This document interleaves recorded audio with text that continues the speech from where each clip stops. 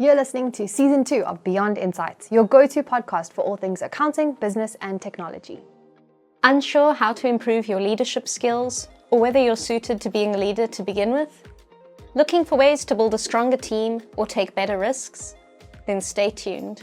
From cybersecurity, blockchain, and AI innovations to sustainability, employee retention, and work-life balance, we've got you covered. We speak to knowledgeable and insightful guests from varied backgrounds, industries, and locations from all around the globe. From this multiplicity of thought, we strive to find solutions to our most urgent business problems. Whether you're a small business owner, an accountant, entrepreneur, or even a young professional looking to progress, this podcast is for you. Thank you for tuning in. Let's dive right in and go beyond insights. The RTA team is committed to unlocking the full potential of their clients' wealth through comprehensive financial management and planning solutions. Established in 2004 as a traditional accounting practice, they've evolved over the years, adapting to the unique needs of small and medium-sized enterprises. Today, they stand as a dynamic team of highly qualified professionals registered with SICA, CIPA, CFA Institute, and FPI, offering a wide range of services in wealth management, business advisory, and accounting. The RTA philosophy is all about fostering strong relationships and partnerships with their clients, maintaining a growth mindset, and upholding the highest standards of professionalism and skill. Their mantra is, "Your prosperity is our priority," and this drives their team to embrace the latest technology and ensure that they provide accurate, understandable, and real-time information to their clients. Today we are joined by their founder and CEO, Fanie Meades. Fanie has helped countless business owners navigate their numbers through difficult times. He simplifies operations and solves obstacles to unlock better long-term value. He's also known as Mr. Positivity and loves to surround himself with great people.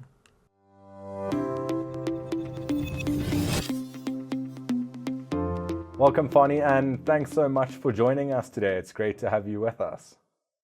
Thanks, Jamie. I appreciate the opportunity.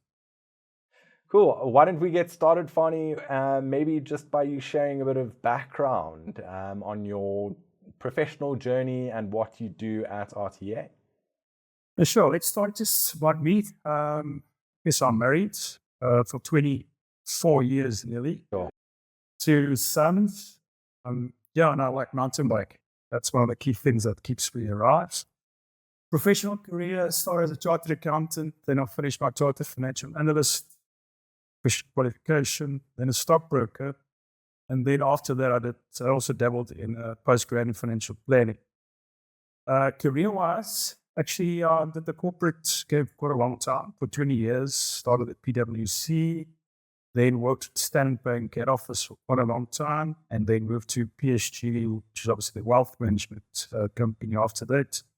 And then obviously that vision has always been to start my own company. So then about 11 years ago, first started a focus advisory company. Then after that, wealth management company, financial services. And then our paths crossed with Colin Timmers. Everyone knows. Manager, yes, of course. He's a fantastic guy, great leader. And with his energy about the industry and Zero, this was over 10 years ago. So really Zero was still in the early days. Yeah.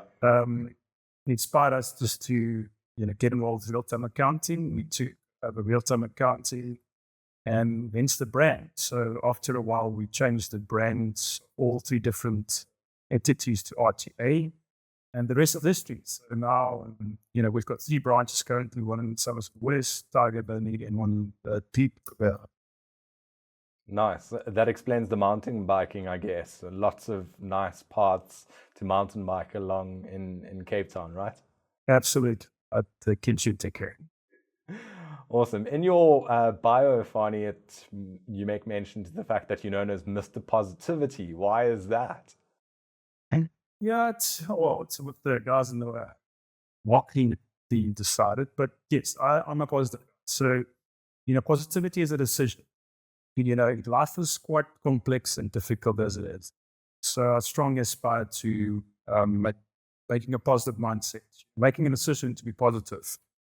You've got to influence so many people around you. So having that positive mind every single morning is a decision, and it tends to work. There's always bad situations that come your way, and so not blindly positive. I think it's important not to mix, the dream world with reality. But if you're positive, you have perseverance. It tends to be the way we always do things, and it's part of our values in the business. Also, positivity is one of the values in our team.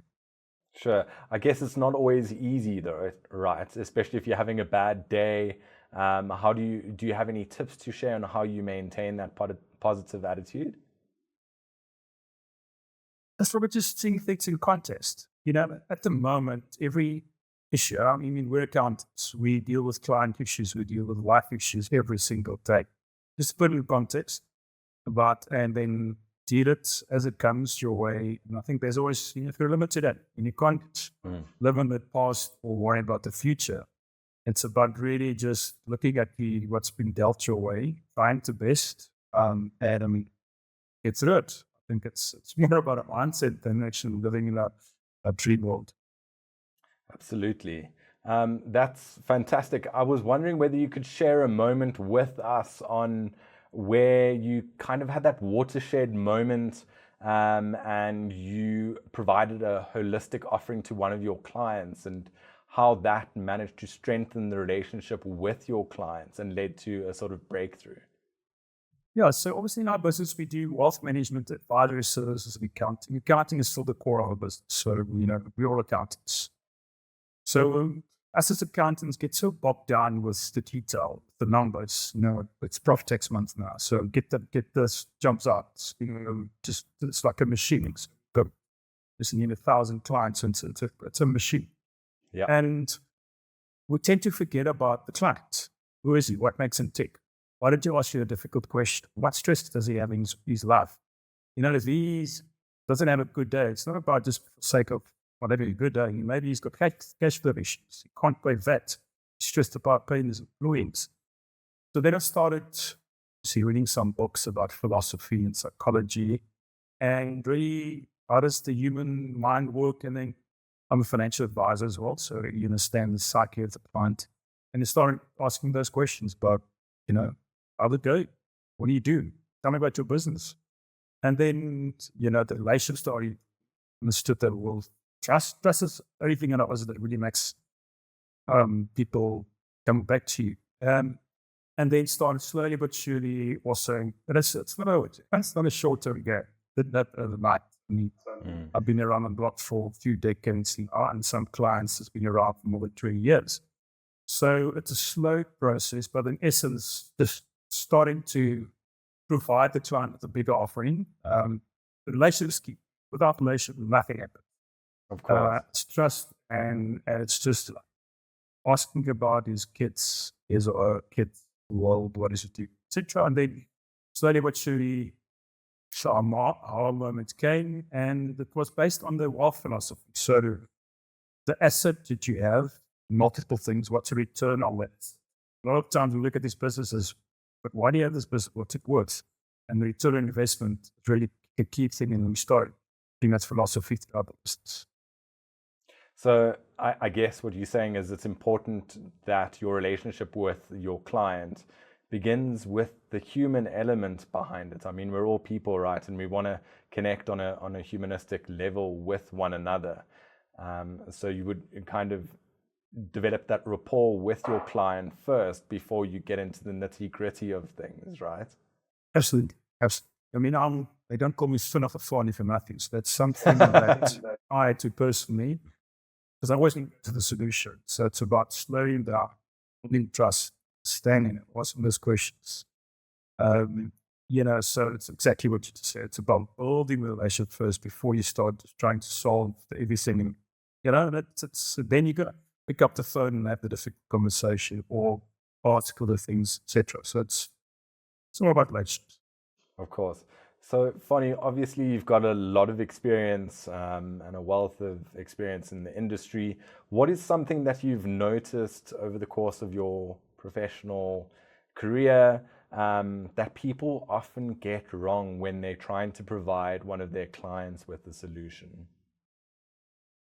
It's probably a typical thing we always get wrong. You want to put a client in a box, we're full of all the brief, all the books of process efficiency, value-based pricing, having the streamlined processes. And then, it's very easy. We decide what client we want without really asking them first.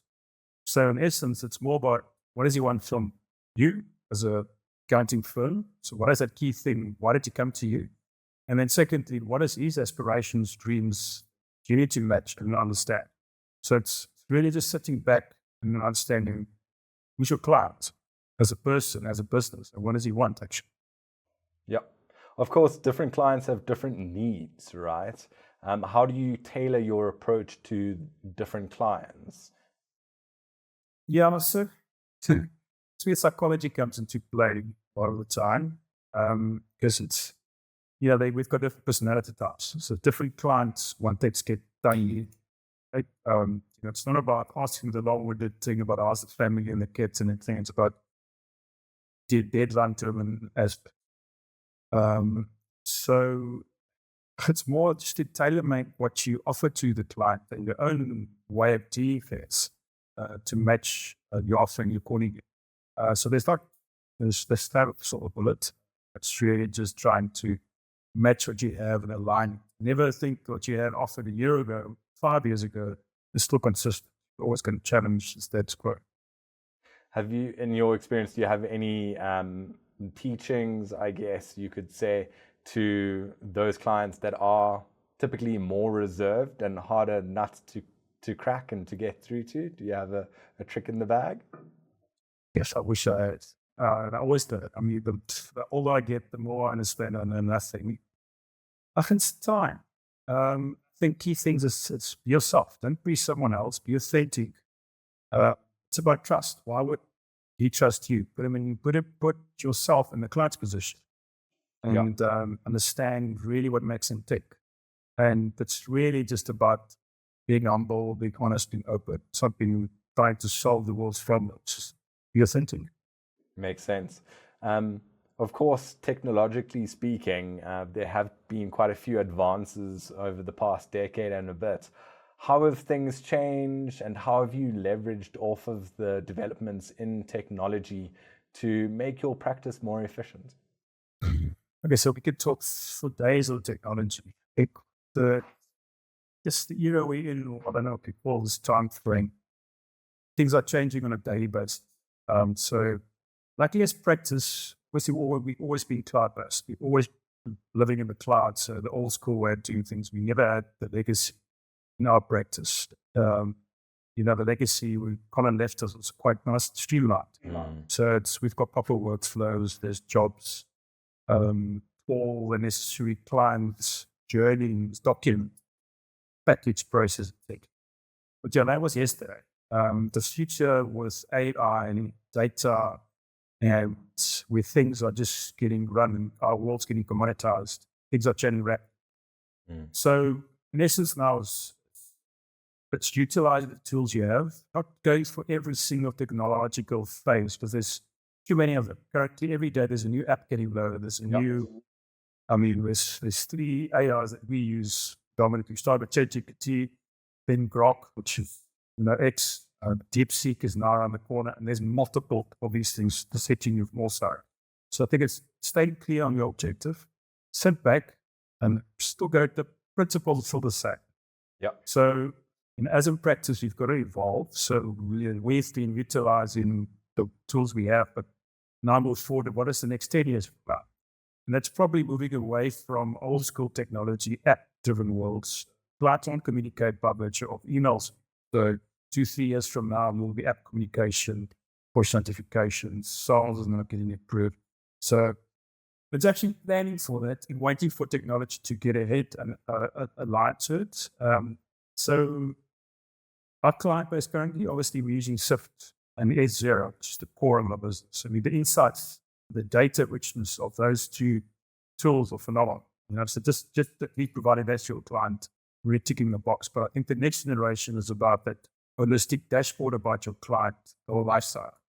and how he can have access to that dashboard and you interacting. So that's where our journey is not in closely there, but I think the vision's got to be to integrate the all app in your business. Yeah, absolutely. Back to client relationships.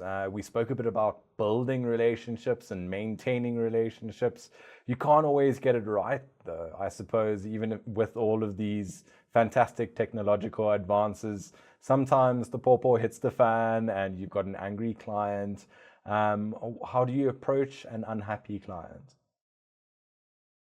Yeah, see, over life, I've learned a lot. So the key thing is just be honest, pick up the phone, own up, find a solution, and deal it as quick as possible. It's being honest, trustworthy, authentic. It's not about hiding anything. And yes, mistakes do happen. It's impossible for us as human beings not to make mistakes or a client to misunderstand you. So, I think it's easiest just to deal it as quick as possible. And then make sure, you obviously don't fret. Yeah. And why would you say maintaining and building on these relationships is so important for an accounting practice? I know we've spoken about it quite a bit personally, but how would you say it sets RTA apart from other accounting firms? No, so there's obviously a lot of technology we spoke about. Technology improving our lives quite significantly. But when that difficult situation comes around, it's about relationships. It's about the trust you have in the client with you as a practice, with your people. So everything is about relationships. In the world we're moving towards, yes, 10 years from now, we'll have a different discussion with probably avatars talking to each other, etc. But it's still about reaching out, us human beings, to be a personal touch. Be a business owner, can be how robust. It's still about personal touch. It's about me as an individual, me as a business owner. And those are the key things that technology provides us now, the ability to have more time. And I think that's the key thing we need to get from technology, is providing more time to connect with people. Amazing. And, personally, we spoke about your strategies. Obviously, you've got quite a big team as well. What are some of the tips, training, or strategies that you try and impart upon your team so that they can try and get it right for themselves and their specific clients too? Yeah, unfortunately, it's impossible to have the golden answer every single answer. But we do role playing, which is important. So obviously, you need to put yourself in the position of a client. So that's important to understand. And then obviously, we try and understand what segment the client is, have segmented our propositions into more specialist in nature.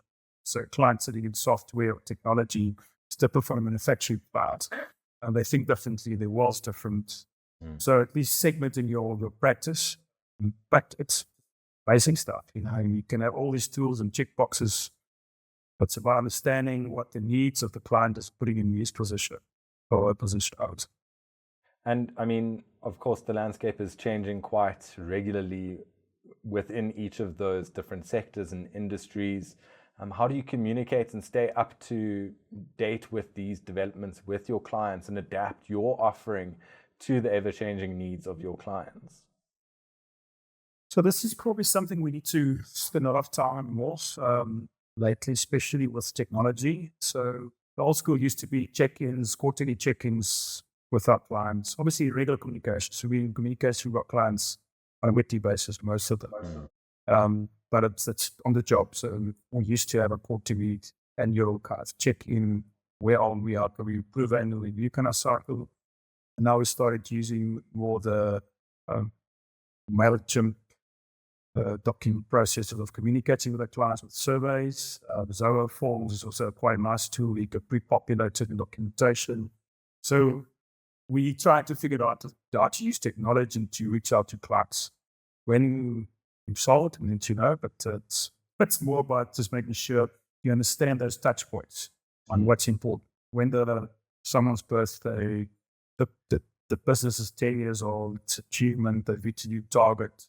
Touch on those points rather than just correct. And not over-communicate. So we've learned a lot of lessons over-communication as well. You keep bombarding the poor client with just a flood of everything. So it's like in between. They can't say they never got it then, right?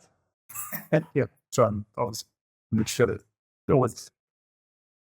When it comes to your own client base, what are some of the key overarching observations or advice that you could provide to your book of clients? Obviously, our client base differs quite significantly. So, I'm always talking about our advisory and accounting clients here, and just predominantly businesses and individuals. And let's focus on the businesses, which is easier to communicate with. Firstly, I tell the client quite brutally, are you serious about your business? Okay, so a lot of clients started businesses as a hobby. It's easy to open a business, you can start on the side and then going to get them. But then, okay, firstly, are you serious about the business? Be serious. Serious about the business. Are you serious about getting your accounting and tax up to date? Tax is a privilege, not a trade special. You pay tax. You always come and try and figure out to pay less tax. And so it's about really just understanding that then it's what you're planning the business and how do you measure it. That's where, SIFT and the tools that covers in quite nicely. Metrics, there's benchmarking, there's a valuation tool it's quite handy. So utilize those things within the environment to communicate with our clients. And then we assist them, provide them with the journey. Yes, most of the time it's a long process. But it's really getting the nitty-gritty out there. And they need to take themselves serious. And we quite a lot on those aspects sometimes. Absolutely. I suppose tax is one of those inevitabilities, right? Everyone has to pay it, so there's just no getting around it. Yeah, but tell our clients that. Yes. In terms of obviously RTA full service offering to all of your clients, what would you say your clients value most as an offering that your practice provides them with?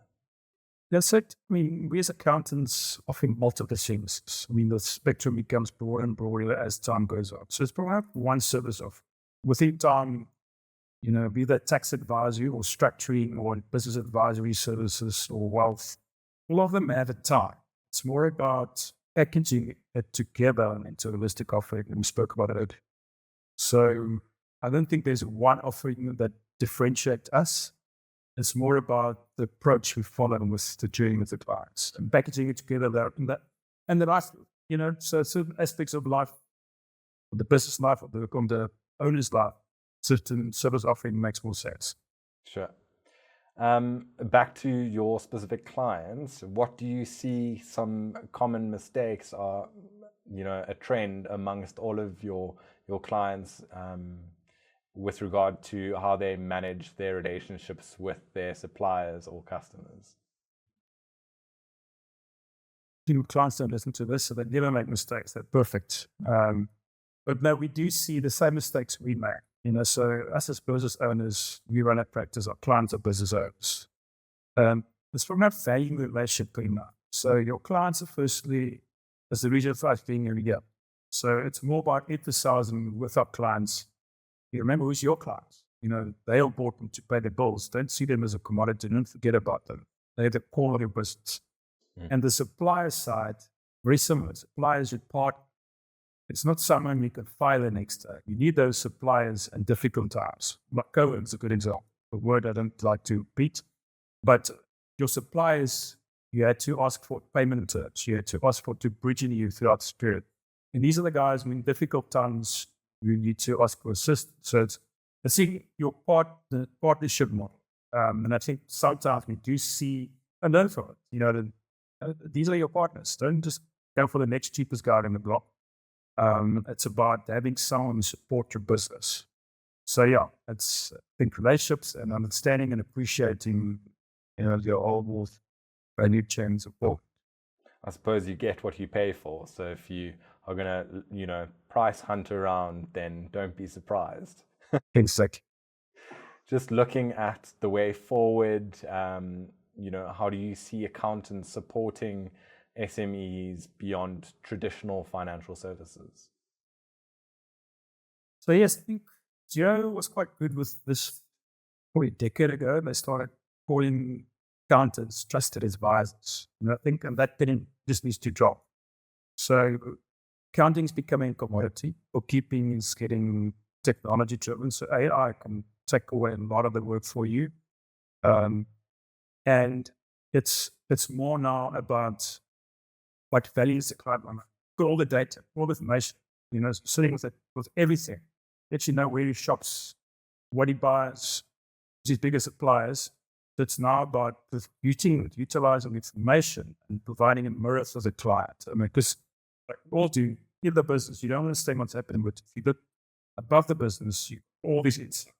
So it's about putting yourself top of the business and providing those insights to the clients. And just having a methodology to communicate that.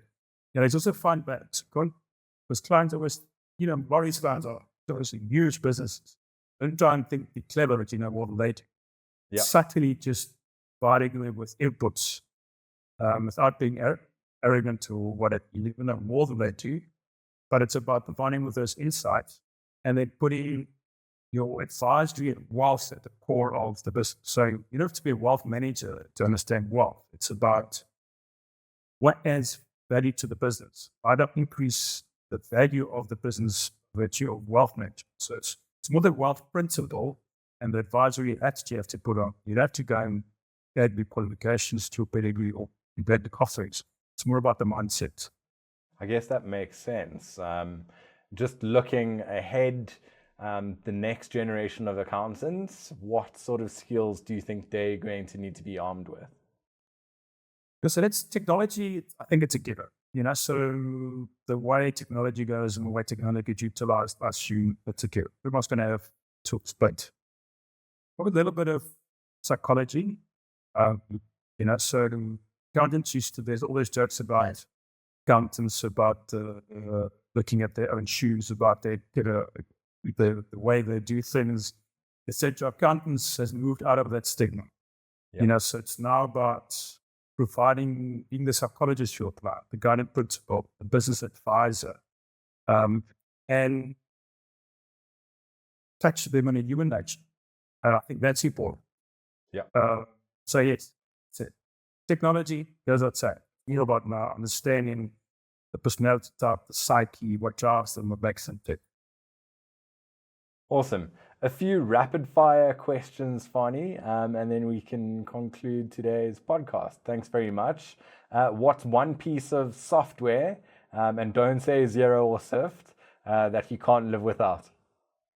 I guess there's so many softwares around there, but I'll probably just choose things that I use in my life, what I live by. So firstly, Blacklist. It's a tool that utilize for reading multiple books on my way to work. It's fantastic. You don't have to read hours and hours of a book. You get the gist of it, summarize it, and then decide to buy the book. So I love Blacklist. And then on a personal side, my Garmin and my Strava combo is where I live by. There's not a day that goes by that I don't just utilize that from a health perspective, my fitness perspective. So these two are really huge in my world. But software tools per se, there's too many of them. You don't use one. And then I guess this is a nice segue to the next question. What's the best book that you've read recently? So obviously I cheat by reading my books with Blacklist. It takes me only 20 minutes to read a full book. And I've been dabbling now, obviously been in a certain age currently at dabbling with biographies, philosophy, and psychology to a degree. And the latest book that I really enjoyed was the biography of Benjamin Franklin. Phenomenal leader, innovator, and you want it always a way of changing himself and the world. Okay, cool. What's the most valuable lesson you've learned about building a business? I learn every single day. It's probably about being humble, having perseverance. It's ups and downs. I mean, it's not an easy ride. You want to tell me it's easy ride, they've got to think twice about it. So I was on long. But probably the most important thing is you've got to make things happen. Things that happen by themselves. So decide and make things happen purposefully. Okay, awesome. And then one last thing, what's one thing that you would like listeners to take away after listening to today's podcast? Yeah, unfortunately, there's no silver bullet on the what I think. But I think it's more about adapting your approach, learning continuously, and then putting yourself in a different mindset and the perspective of your client, other person, and then look at both sides good collaboration with each other. So there's no silver bullet in life, unfortunately. Just work. Amazing. Thanks so much for your time today, Fanie. Lovely to see you again. Great stuff. Thanks, Jamie. Appreciate the opportunity, and we'll talk again. Cheers, Fanie. Thanks for tuning in to the Beyond Insights podcast. Please like and subscribe on whatever platform you're listening to right now. And please share with any of your colleagues or friends or family members that you think might benefit from listening to this podcast. That's all from us. Until next time, see you then.